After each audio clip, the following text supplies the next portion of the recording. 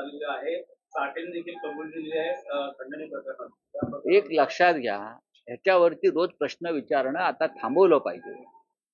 हे प्रकरण आता पोलिसांच्या तपासामध्ये आहे आणि न्यायप्रविष्ट होईल.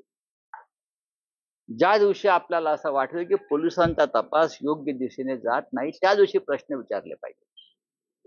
पोलिसांवरती जनतेचा दबाव आहे, विरोधी पक्षाचा दबाव आहे.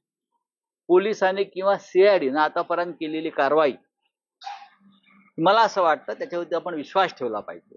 रोज उठून नवा प्रश्न विचारायचा, पोलीस तपासामध्ये बाधा येईल असं आता काही दिवस करू नये.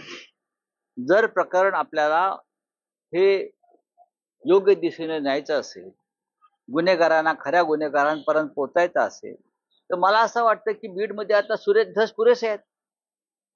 सुरेश धस यांना देवेंद्र फडणवीसांचा आशीर्वाद आहे. धस साहेब आमचे जे काय बोलतायत ते फडणवीसांचा आशीर्वाद